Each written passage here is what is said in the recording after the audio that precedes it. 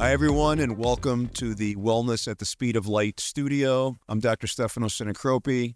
I'm an orthopedic spine surgeon by trade, but about 2 years ago, I decided to go down the rabbit hole of the wellness world and have become so passionate about wellness and thinking about wellness modalities and making our patients better metabolically, trying to get the message out there into how important it is for us really to take care of ourselves and take care of each other and think about things that are scientifically proven to help us function better, get better, and live better lives. I'm so happy to have Dr. Nick Meyer, who is an orthopedic colleague who has gone down the road of wellness, has his own cookbook, has his own diet plan, and is going to educate us today on the obesity crisis in America and how we can take some simple steps to try to mitigate this crisis and just help people to live happier and healthier lives. So hopefully you join me today on the journey and join me on future journeys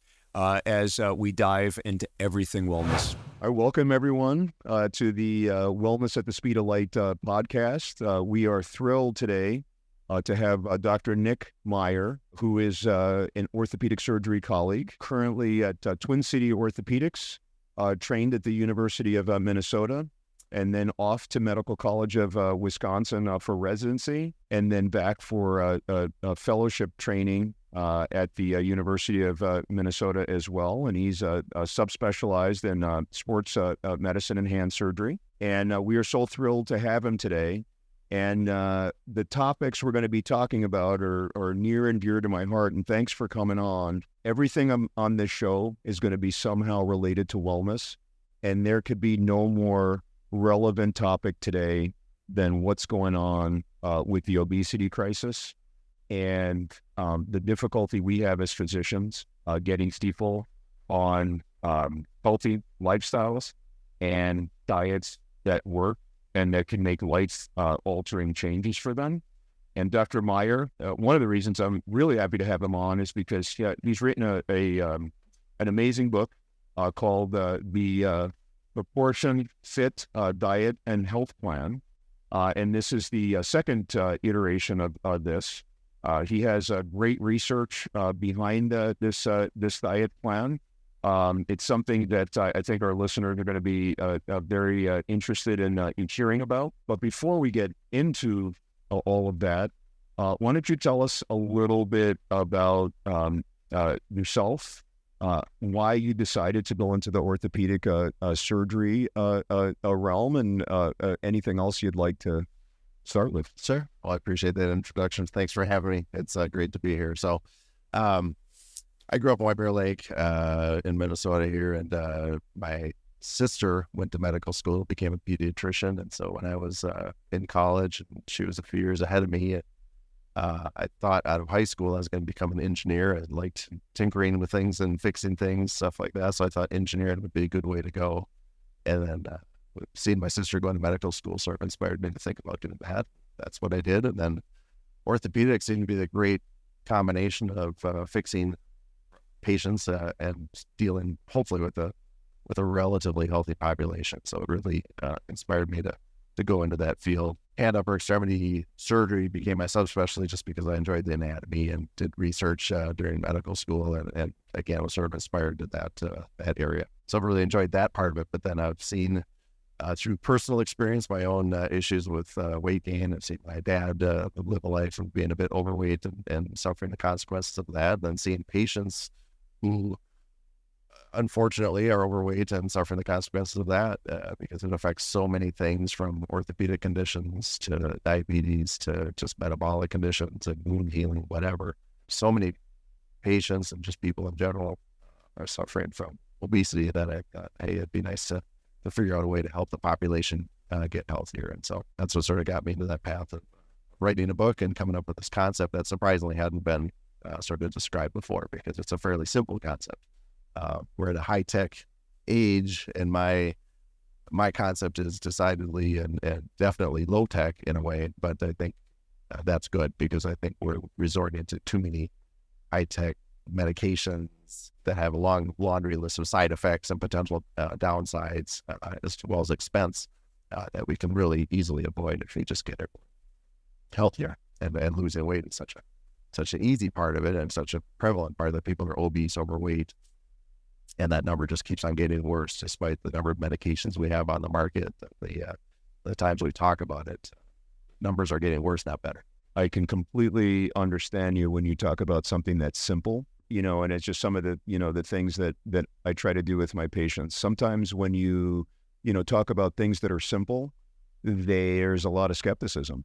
They're like, something can't really be, that easy. I have to go down this other road. I need this prescription. I need this. I saw this commercial. I'm going to go, this direction. And you just tell them, hey, if you eat like this, here are going to be, your results, the amount of weight you lose. So sometimes it's even harder, to almost, I don't want to say convince, but just try to get patients or people or friends and family in that mindset that something simple, can be that effective. Do you remember kind of when that like aha moment was where you just said, you know what, I'm just going to write a book? To a degree, yes. I remember looking at the scale, and my weight was creeping up, and I was pushing about 40. I saw my weight was creeping up, and I decided, this is not something I want to deal with for the rest of my life, and I need to do something. So I researched a lot of different diets and looked at things.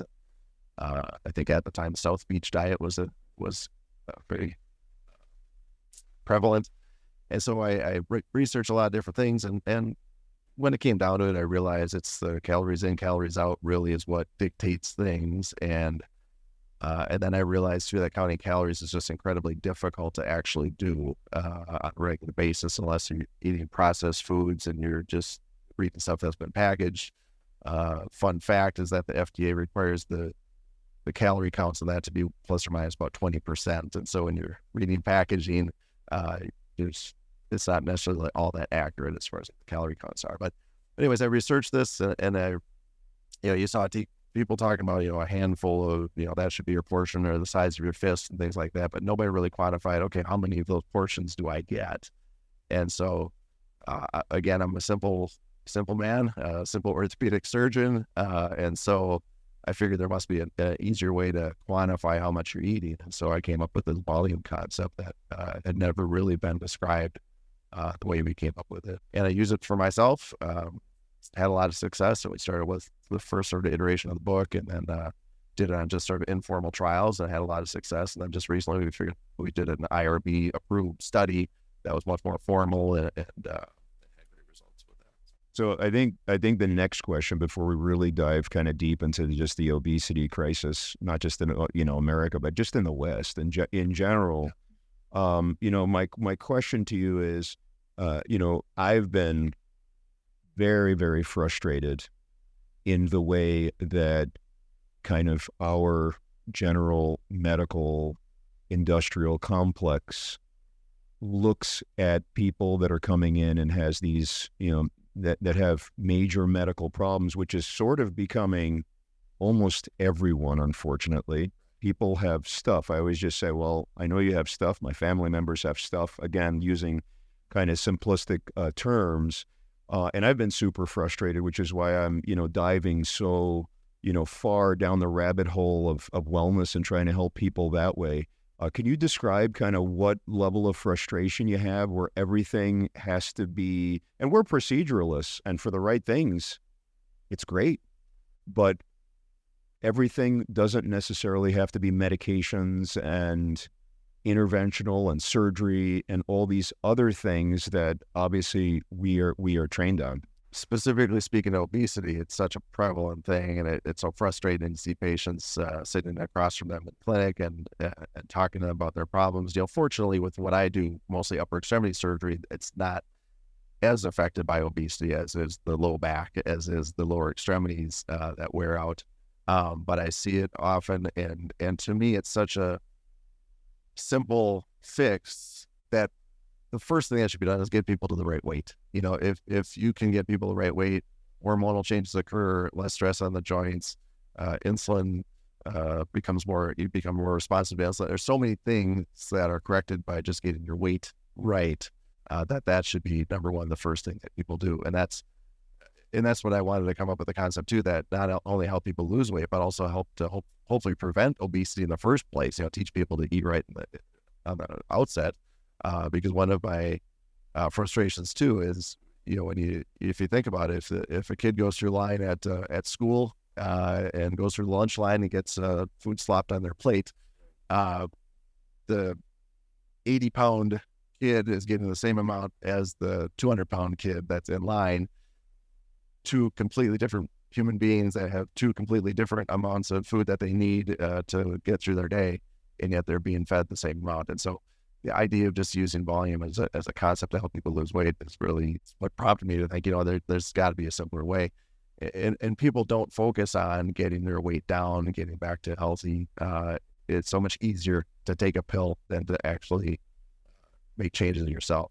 I saw a recent post of someone talking about just discipline, actually being disciplined about what you do. And I think that's a common problem in our society right now, is that people don't want to have discipline. They just want a quick fix. If they can avoid actually making changes to their lifestyle, just get a quick fix. That's what they want. And then doctors are, more prone to just write the prescription. It's a lot easier for them too. Write a prescription, send the patient on their way, than to actually counsel them or to do some hard work or to try to go into that area to talk about obesity and being overweight, because it's a touchy subject. When I talk about it with my patients, I usually lead with, I know this is nobody's favorite subject to talk about, but weight gain and excess weight can be a real problem. You start out with that, everyone's sort of on the same page, and I think they understand that you're coming from an empathetic point of view, and you're really trying to help them. And I think, and patients are receptive to it when you talk to them. I think that the big thing that kind of drew me into this, just like you said, is just having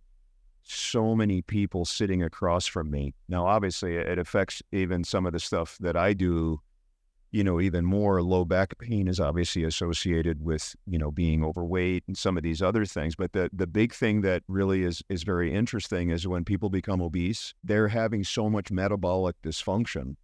And metabolic dysfunction is just, it's a disaster, for the body. So for what we do as orthopedic surgeons, metabolic dysfunction, right? It leads to faster arthritic changes. It just leads to pain in general. And it's very difficult. They're not functioning well. They're becoming diabetic. They have like all kinds of crazy insulin things going on, right? They're more likely to have infection after surgery or just not heal well in general. It's a disaster. So over the years in my career, constantly seeing patients, sitting across from me, my thought has always been, I cannot believe how sick people are at this age, right? 35-year-olds coming in with a list of 10 medications. To me, I started looking at that, and it's ludicrous. I kind of look at their medications, and then I just say, how did you get on this many medications at your age or whatever's going on?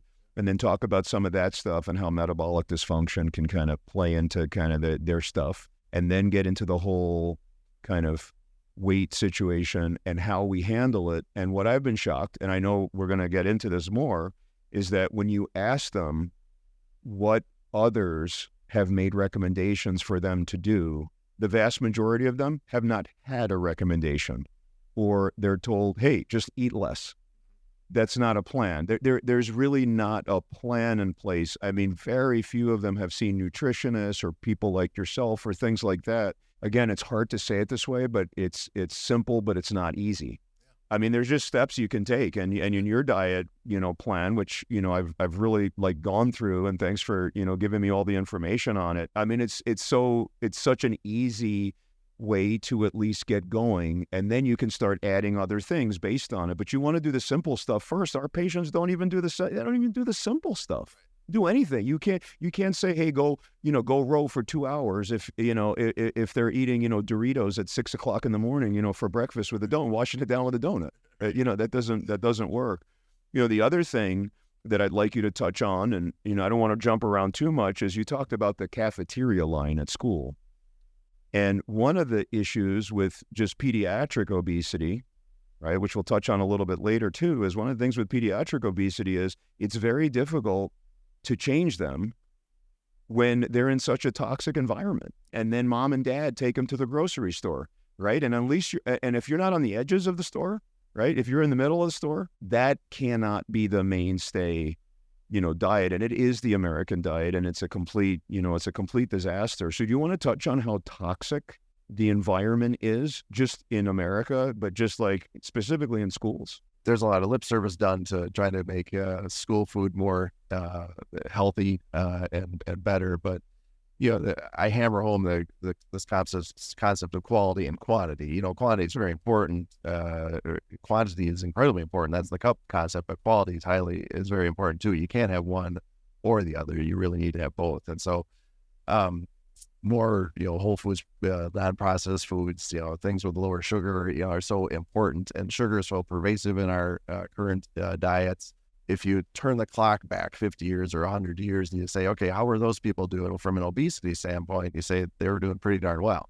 Right. And life was simpler back then, and there weren't any GLP-1 medications. There weren't other, interventions that were necessary. People got it right back then. And there's no reason for us to get it wrong now, other than a combination of just bad food that we have all around us, high sugar content, things that are so easy to consume in large quantities because scientists have figured out how to stimulate us to just eat, and that sells more product. So we're trying to educate people to counter that and try to reverse that tide, because we can't necessarily change the entire food market and what's out there. So we can educate people and try to have them navigate that appropriately, because it is a minefield all around us. Bad foods and bad behavior, bad social sort of cues and social acceptance towards obesity and things like that. And I'm not here to fat shame anyone, but at the same time, there's not an individual on this earth that is healthier when they're obese or overweight than they would be if they're at a normal or less overweight state. In some ways, the wool has been pulled over our eyes a little bit with what's healthy and what's not healthy, and the level of misinformation that's out there. If we as physicians don't start really calling this stuff out and kind of feed into it, I think we do have somewhat of a responsibility to say, man, we're going down a really bad path. And again, what you said, it's not because we're trying to say, hey, you're overweight, there's something. It's not that. It's that they can't live their best lives because they don't feel well, and they need all these medications to keep them going. And again, the diabetes, we can go on and on, right? The kidney problems, all these other things that come, with some of these things. But, I always tell my patients, because sometimes they're disappointed, right? Because they come to my visit, they think they're going to talk to me about spine surgery the whole time. And the whole time, like literally the entire discussion's about wellness. Because to me, I'm seeing an emergency in front of me. And so I just say to them, I'm not talking to you about this just because I'm definitely not here to lecture you, because I can tell you, I can give them a long list of so many people in my family that have struggled with obesity and every other, possible thing. But it's just about when we look at these people, look at all the drugs they're on, look at, kind of what their, struggles are with obesity and food in general and just stuff. The question is this the life that you want to lead? Like, you envision being sick on 10 medications, whatever, and you're 40. And, once they see that we care, then they start opening up and say, I really struggled. Sometimes you get, people, it just, everyone responds differently. But I honestly, people are pretty positive about it if they know that, you care and you're trying to help them. So, I think what you're doing is great. And again, I just want to reiterate, having another guy that, is an orthopedic surgeon, we don't have much of this, right? How many of your colleagues are legitimately sitting around talking about like special diets and other things? I think this is a good segue into kind of just letting everybody know, like, how big is this obesity problem? How big is this crisis? We've got a 40 to 45% obesity rate. 70% of people are either overweight or obese, in America. And those numbers are just continuing to tick up over time. And so that leads to, billions of dollars of expense in the healthcare system, as well as just other health consequences of absenteeism at work and just lack of productivity because of side effects of being obese and being unhealthy. So, one of the benefits that you and I have, I didn't realize getting into this work, is the fact that you get to see so many people, learn from so many people, and see people at different stages in their life, from pediatrics to elderly. And one of the things that struck me, as I mentioned, my dad, he wasn't morbidly obese, but he was overweight, and unfortunately dealt with the consequence of that. He's passed away 12 so years ago. But what I see is I see patients who are very, very old and can't get around. And I see how hard it is for them to deal with that. You know, you don't want to think about end of life, but, you know, whether you're 50 or 60 or 70 or 80, whatever it is, you want to live the best life possible that you have. And then number two, you don't want to be a burden on your loved ones either, you know. And so one of my missions in life is to, you know, be as little of a burden. To my wife, she would argue that I'm a huge burden probably, but if she should have to care for me, that I don't make it extremely challenging for her to do that, or for my family. And so I think not only do you owe it to yourself to get yourself as healthy as possible, but I think you owe it to the people around you to do that. Because like I said, you and I have the privilege of seeing people at all stages of life, and sort of just being a bystander or a observer to that. And it helps you to really reflect and think about things that most people you wouldn't think about. I'm trying to find different ways to motivate people to lose weight, to get to a healthy weight, and to improve their health, and really, you know, make those changes. Before we dive into the pharmacology of some of the newer medications, which is really the hot topic, what is your thought on the use of bariatric surgery for managing these patients? I think bariatric surgery, you know, probably as a rule, I think it should be obviously a last resort. I think you want to, you know, use that when you've tried other, you know, simple interventions. You've probably tried some medical interventions. Bariatric surgery, whether it's a lap band where you're just trying to sort of reduce the volume of the stomach, or you're actually resecting portions of the stomach and the gastrointestinal tract. In my opinion, people should try simple interventions, like just trying to eat less, count calories, whatever they can. If that doesn't work, then they should go to a more structured system like we've developed, you know, something that really makes it very explicit so people can figure out, okay, if I do this, I'll lose weight. And the good news is, honestly, nothing's foolproof, but honestly, this is relatively foolproof in that if you follow the system, you will lose weight. And then it helps you not just to lose weight, but then maintain a healthy weight. If that fails for some reason, then some medications, the GLP-1 medications or something, might be appropriate at that point.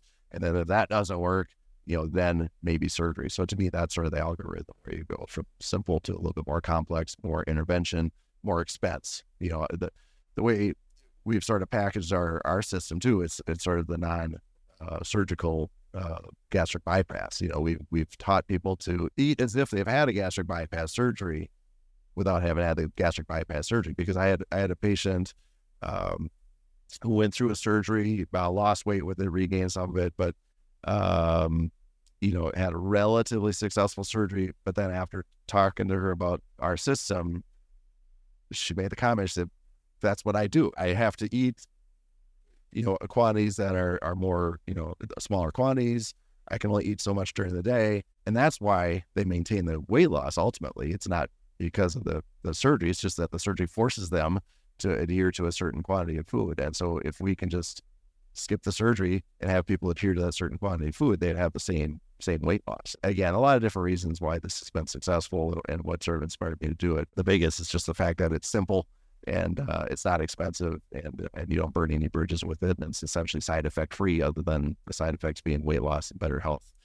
That's a great answer on the, you know, on the bariatric, you know, surgery up front. And, you know, I plan to have one, you know, particular expert on, and maybe a couple, talking about specifically bariatric surgery, how it's evolved, and how the GLP-1s, dieting, weight training, all that, you know, all falls into line as we really try to get a good sense. And, you know, I'm doing this, you know, for as much to learn myself than doing anything else. And just really figuring out, like, what should patients do? So I think trying to, like, get this all straight as far as what are the best courses of action to take to fight the obesity crisis is great. And I think we got to a bunch of them, right? Fix the food.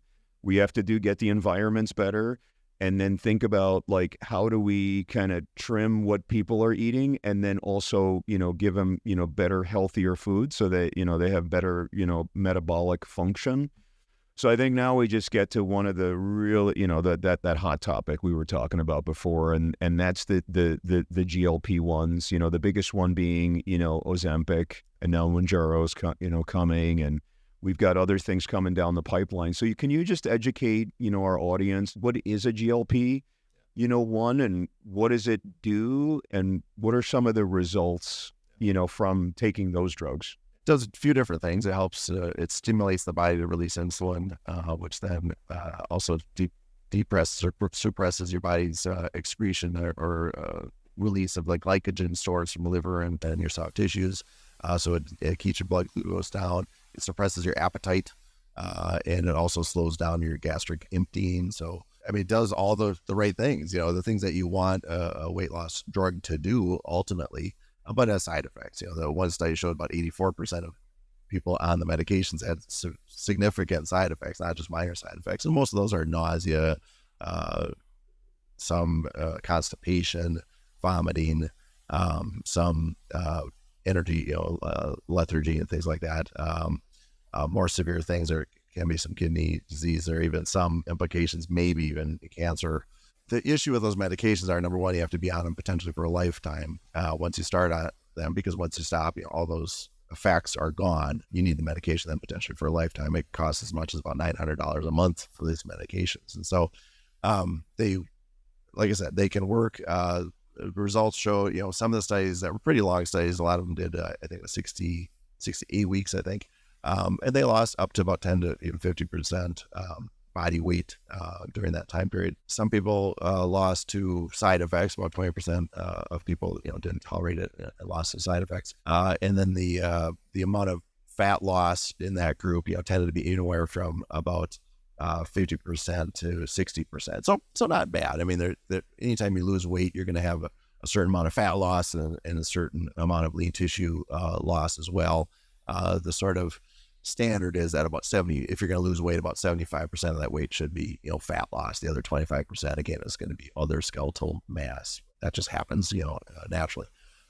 So these medications have been shown to be effective, but have a long list of potential side effects. They were originally developed really for diabetes, with insulin control and blood glucose control, and they have been shown to reduce the hemoglobin A1C. So that's been effective at doing that. But again, these are things that you potentially are on for a lifetime. The optimal treatment for anything should be simple, inexpensive, and it should be very effective, and it should be applicable across a wide population. And so this one is, relatively simple, I guess, in that it's an injection that's given either daily or weekly. It certainly is not inexpensive. It's very expensive. It's effective in the majority of people. Is it applicable across a wide population? No. Is it preventative? No. It does nothing to help people prevent obesity in the first place, and so that's where I think the education part, it really is so important, and I think what's missing right now. The other question, which all these wellness things that we're doing is, is it extending life?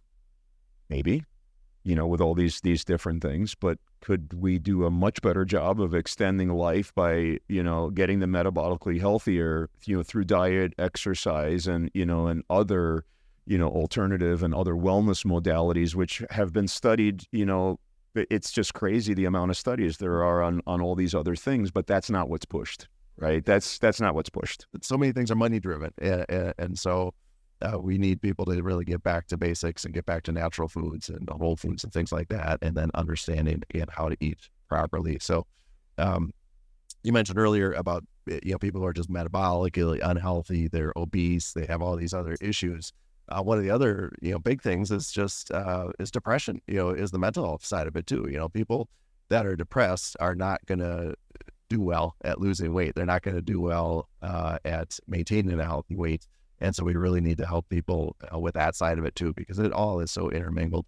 One of the things that just fascinated me is, there's a Dr. Lustig out there, and I've watched a bunch of his stuff. He's really just a pioneer in kind of in the world of dieting and just low sugar. And I watched something where he talked about the burden, to the system from potential use of GLP-1s. And so again, this is his stuff, and I don't think he gave the exact place, but this is just some calculations that are out there that if everybody that's eligible currently under the system, which is 12 plus, and a certain, and then certain other criteria to be on the GLP-1s, if everybody was on it, okay, per year, it could be up to a $2 trillion burden to the system. But on the flip side, if we were to fix people's diets and have them get within the normal bounds that the USDA, recommends for, sugar intake daily, it would save $2 trillion to the system with all the chronic health problems that we have. And so, I mean, that's a delta of $4 trillion. It's insane. So I would say that it, and I think you'd agree with this. I think the GLP-1s, there is a role for them for sure. I don't want to say there's no role for them, but I think that we really have to define what is the role, where are the resistant patients, who absolutely needs it, and do we use it as a bridge, right, to the next thing? Right, and I think our society and our medical environment needs less medication overall. I mean, whether it's statins or the GLP-1 medications or whatever, you can go through the list. But as you mentioned, what is a burden to the healthcare system or a burden to overall the world is a boon to the pharma companies, is potentially a boon to other healthcare providers. As much as we want to think that hospitals are in it to help people get healthy, they need sick people in the doors to keep their doors open too. And so part of it is a healthcare system problem. Part of it's just a societal problem that we need to get people healthy, and people need to take ownership and work on themselves. A lot of obesity runs in families. Certainly child obesity becomes adult obesity often. And so if you can affect individuals, those individuals will affect their families, hopefully, and get them healthy. And those families will then affect their communities and get them healthier. So that's why I see this as such a simple way to get people educated across the communities and across the world to really learn how to eat right and lose weight, or again, ideally even prevent obesity in the first place. We just need to think about wellness as physicians, and I think that maybe there's too much intervention going on and too much medication and too much of this and too much of that, and we ought to be, thinking about these things in just a different light. I would say that Western medicine, and I think you agree with this, I think it's phenomenal. When you have a serious health issue, right?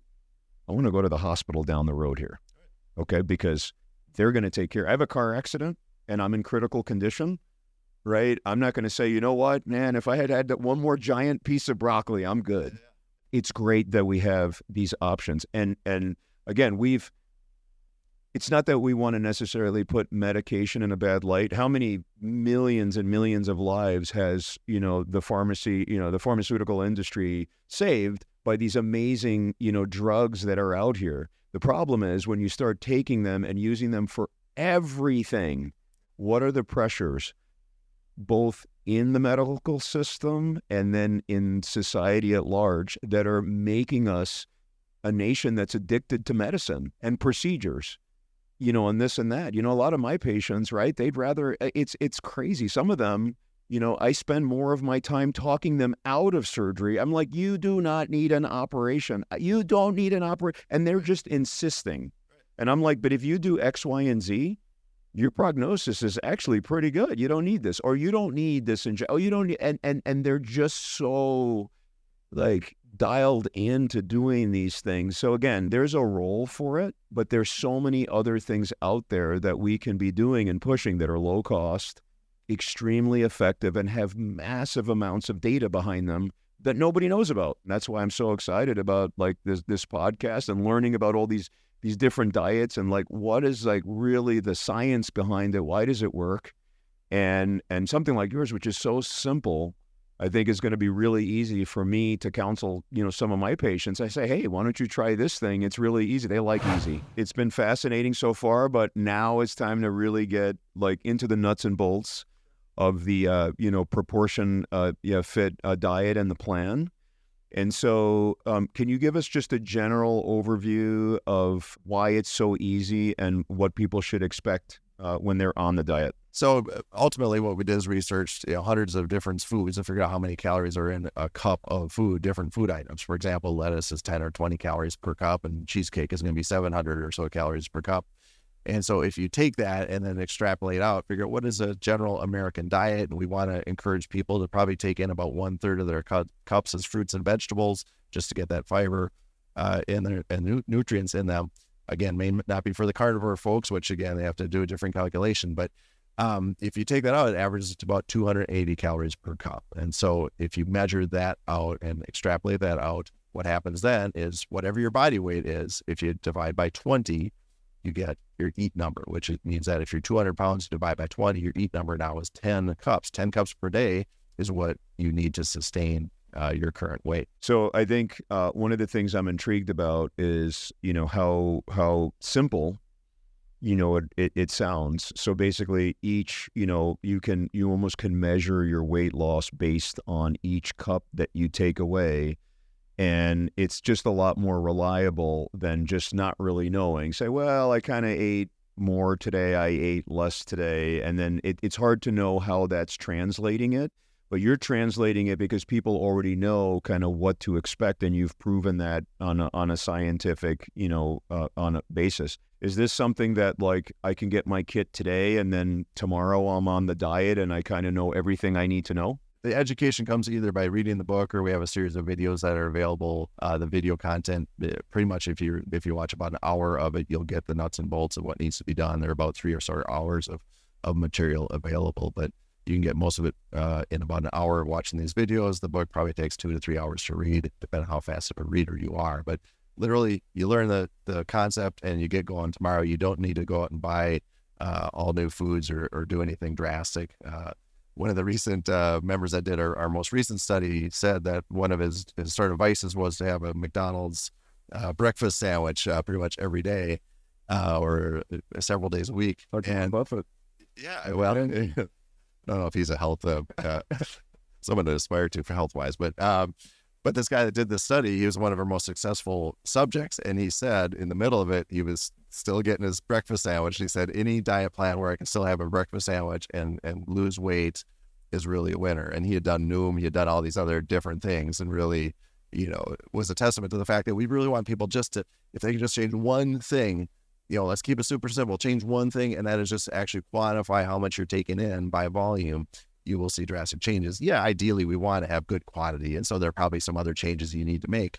But what we find is by quantifying or actually measuring the volume of food you're taking in, you either purposefully or inadvertently are going to just pay attention to the quality of the food you're taking in. And so if you're only allowed to take in 6 cups a day, 8 cups a day, whatever it might be, you're going to make a little better choice and say, okay, that cup, instead of that being cheesecake, now I better, make it some broccoli. I better make it a sandwich, something that is just a little bit more nutrient dense and a little bit healthier.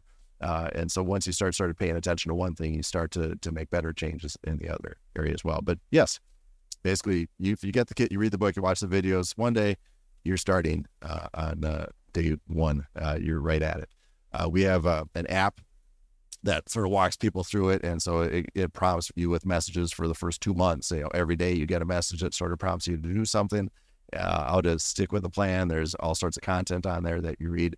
And it's meant to be very self-guided. And in fact, the study that we did, there was no, coaching.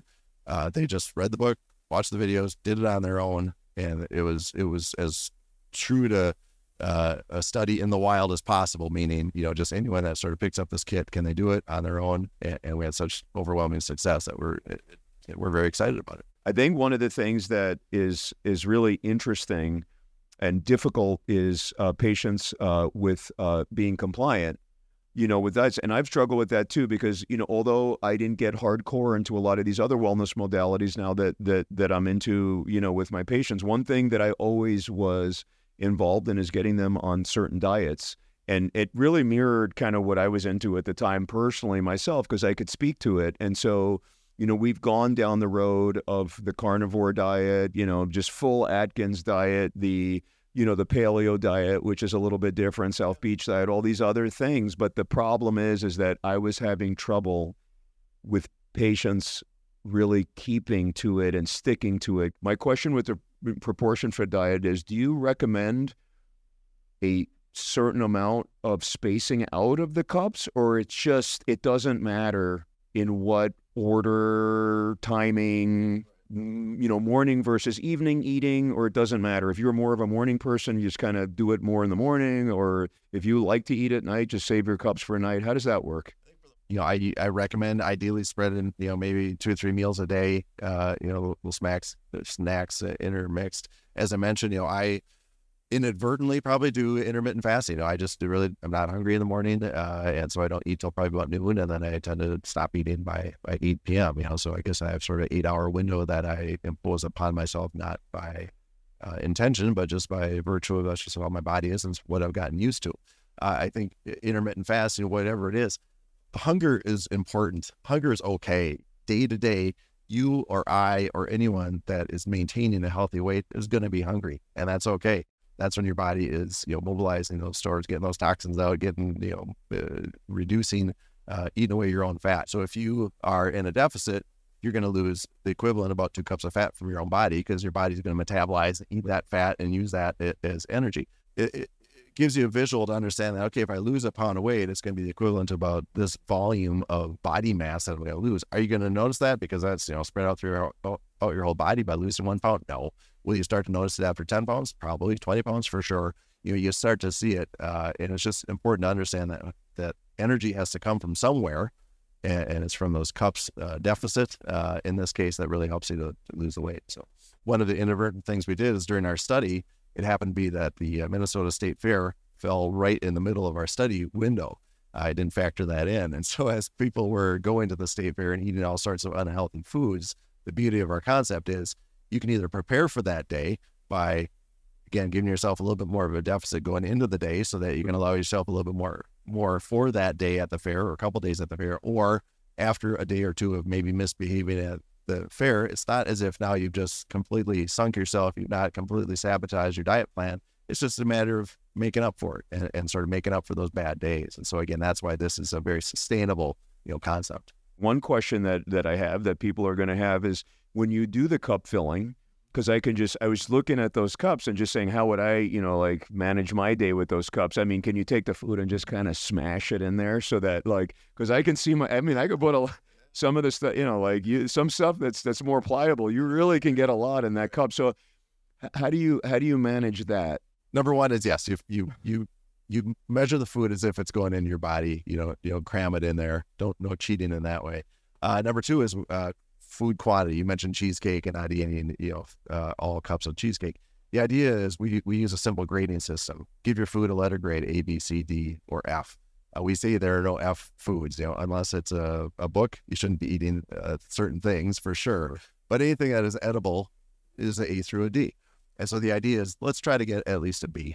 So if you do eat some cheesecake, which is a D, that's not a great food, but offset it with salad, fruits, vegetables, chicken, whatever, to offset that. So on average, you're getting about a B grade over the course of the day, over the course of weeks. And so we're not super stringent where you can't enjoy some maybe pleasurable foods on occasion. Personally, I love chocolate chip cookies, but you need to offset that with better foods. So at the same time, we're not trying to be so stringent that you have to get all A's and be on a completely vegan diet or something like that. So, because again, we want to be practical. We want this to fit the majority of the population, so anyone can really adopt it. We can go on and on about diets, but for me, it's about being practical, right? I see a ton of patients a week. I just need stuff that's practical, and this is really a practical thing, that we can bring to these people to just kind of help them get better, just be better, and just experience better lives. Because ultimately, we're physicians, right? And we're here to heal. And again, I think just being here to heal the total person rather than just worry about they have wrist pain or they have back pain or leg pain or whatever is going on. I think that's really our responsibility, as physicians, to do a lot of these things. And so what I'm curious about is what's in this wonderful kit. Keep in mind, to do this diet, you don't necessarily even need the kit. Without even having a kit. Okay. But it comes with a book, and this is that book. I imagine it takes about 2 or 3 hours potentially to read, or you can watch the videos. That's another way to do it. The breather, this is that respiratory muscle training device I mentioned. That's helpful for people to just improve their pulmonary function and respiratory function. There are actually studies that have shown just doing breathing exercise actually will help you to lose weight. And so simply, using this to improve your pulmonary health, respiratory health will help you to lose weight in and of itself, but also just improves your exercise tolerance and your overall health. We have this little portion kit, we call it, and these are just little containers, similar to Tupperware containers, where you can use these just to measure out your food quantities. One of the, perhaps gimmicky, but I think actually is a really helpful thing is we put these little simple food bottles. These are not edible, don't eat these. But here's a banana and we have it labeled as 0.75 cups. So it just helps you understand, food volumes that are hard to measure. I mean, how do you measure a banana?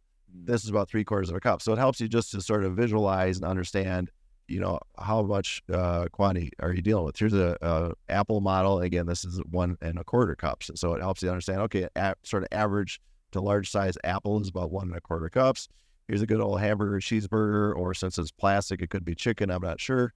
But we'll call it a hamburger, but we're calling this 1 3/4 cups, so again, gives you an idea. The ideal thing is to, leave these on your kitchen table or somewhere when you're first starting the diet, just to sort of hammer into your head, these food volumes.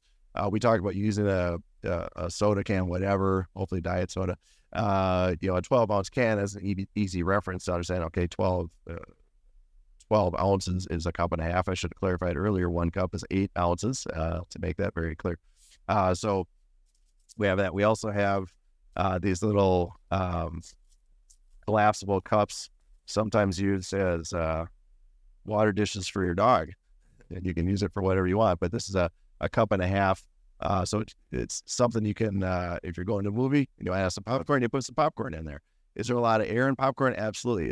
Are there many calories in that cup and a half in this case of popcorn? No, there aren't. But again, that's offset by the cheesecake or the whatever else you're going to be eating during the day. And so that's why it's so important to really stick to the cups and understand that, okay, you can't then rationalize, okay, this is only popcorn, so that means I can have more later on. No, you stick to the system. And if you're going to have popcorn, you stick to, again, measuring your cups and sticking to it. Again, whether it's French fries, potato chips, or again, something healthy, hopefully like broccoli, you put that in there. And then we have some simple little reminder bands to wear. We have a skin fold caliper. We have a tape measure as well, just to measure your waist circumference.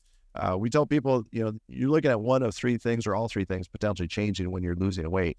It's either your weight itself, it's going to be your waist circumference, or your skin fold measurement. Because you might be, actually, as you're losing weight, if you're really dedicating yourself to a lot of fitness and exercise, you might be building muscle.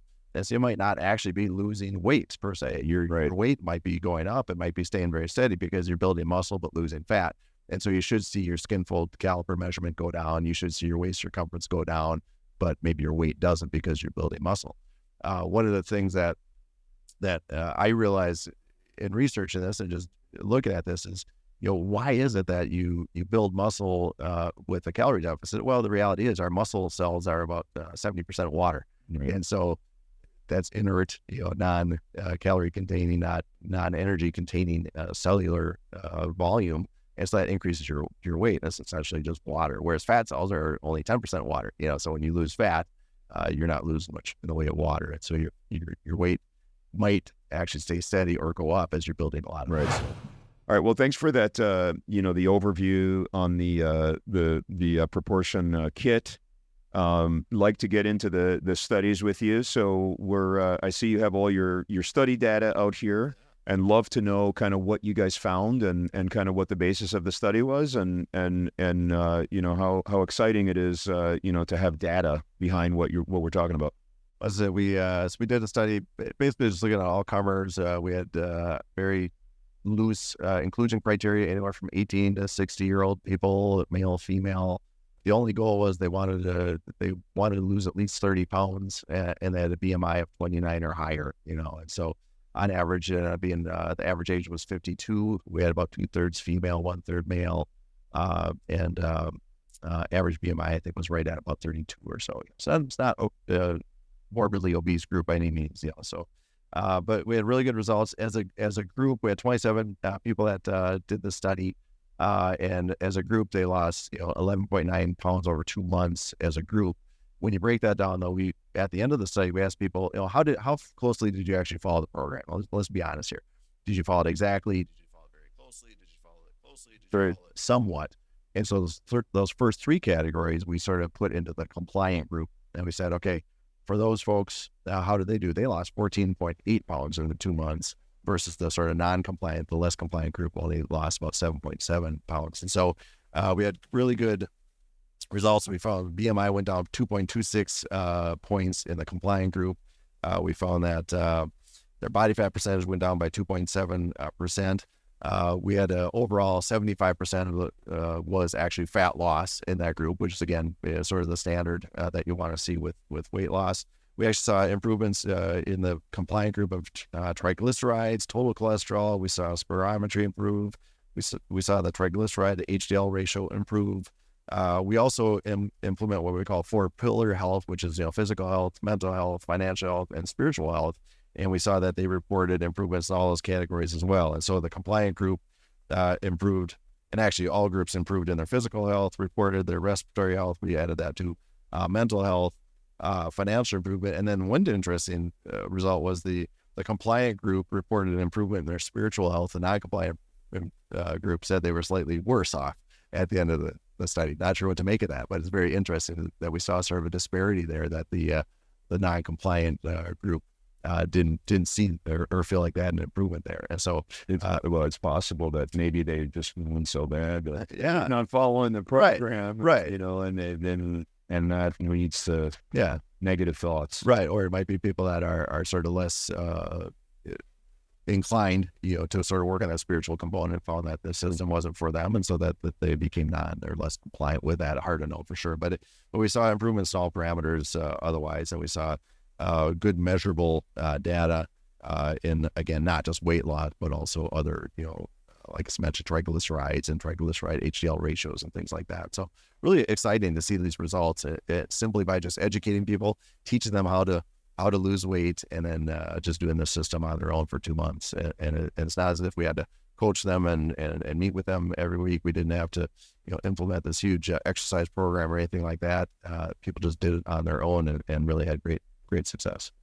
Is there anything that the viewers should know about how they can find you, how they can find the program, and how they can sign up for things? Yeah, the easiest thing to do is just go to ProportionFit.com. That's ProportionFit. So ProportionFit, because our health is proportionate to how much we take in, how intentional we are about really maintaining our health. One thing I forgot to mention with this study was, that weight loss, it was about 7% weight loss over the course of the 2-month time period. And comparable studies with Ozempic, things like that, in 2 months was about 5%. And so we actually outperformed your GLP-1 medications at the 2-month mark. And again, without the side effects, without the cost, things like that. So yeah, ProportionFit.com will get you directed in the right way, right direction. The app is just called the ProportionFit Eat Number app. So if you look up ProportionFit Eat Number on Apple or Android, you'll find it there. And it's a free app. The only thing you have to potentially pay for is the kit or the video series or the book, just to learn the material. And like I said, at worst, you'll spend $120, and that's not bad at all. Especially we teach you how the fact that once you lose weight, you're going to save that money within probably the first month anyways. And so you actually technically get your money back probably within the first month or two. Well, I would say, for so many of these, people that have just they're metabolically unwell, obesity, all these other things, we always say you just got to start somewhere. And it couldn't be easier to start with a system like this, because you just start. You just put the food in your cups and you cut it down as needed. I'm not, again, easy.